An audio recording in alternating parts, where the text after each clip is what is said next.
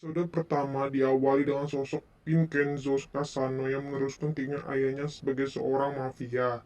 Vincenzo merupakan anak yang diadopsi oleh keluarga Casano saat ia berusia 8 tahun.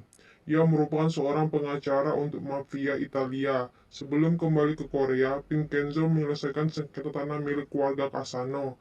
Namun kala itu pihak musuh tidak ingin melepaskannya untuk keluarga Casano. Tentu saja ini memancing amarah Vincenzo dan secara halus ia membakar seluruh lahan perkebunan dan rumah musuh.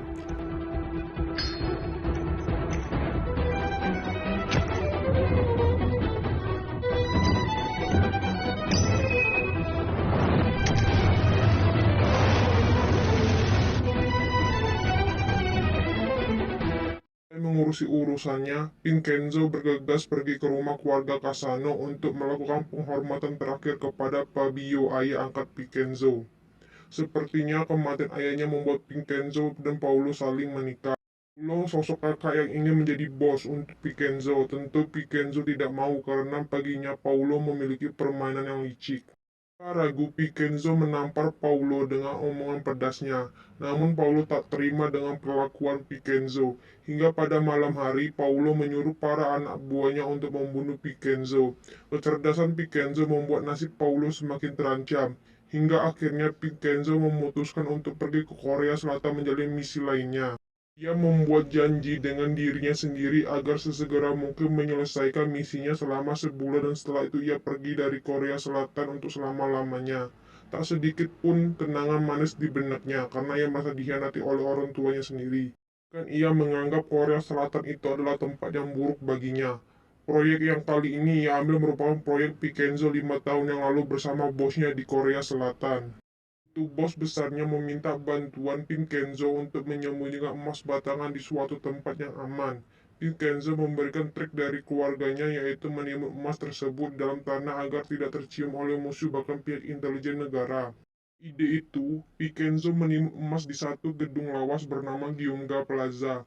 Agar tidak terdeteksi oleh intelijen negara, gedung itu pun dipalsukan nama pemiliknya. Vincenzo meminjam nama Choi Yong-jon sebagai pemilik gedung.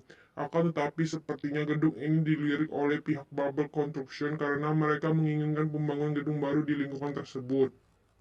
Oleh karena itu, Choi Yong-jong membayar pengacara Yo Jae-myung untuk mewakilinya, bahwa ia tidak pernah ingin menjual gedung tersebut, tapi apa daya suara Yo Jae-myung tidak didengar oleh pihak Bubble Construction. Mendengar cerita tersebut, Choi Yong-jong memanggil Vincenzo sebagai pengacara tambahan.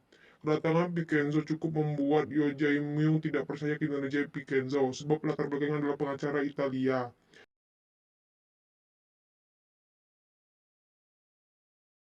Jae-myung, suara Vincenzo di Korea Selatan tidak cukup berpengaruh. Sementara di gedung Gyumga Plaza ini tinggali sejumlah orang yang menolak pembangunan area tersebut. Vincenzo mencoba membuat orang-orang percaya dengan perkataannya untuk membongkar dan membangun lagi untuk mereka.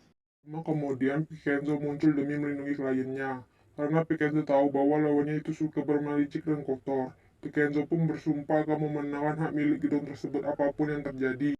Hingga saat ini pengacara Yo Jae-myung masih tidak bisa percaya begitu saja terhadap Vincenzo. Ia justru menganggap Vincenzo hanya berpura-pura berada di pihak mereka.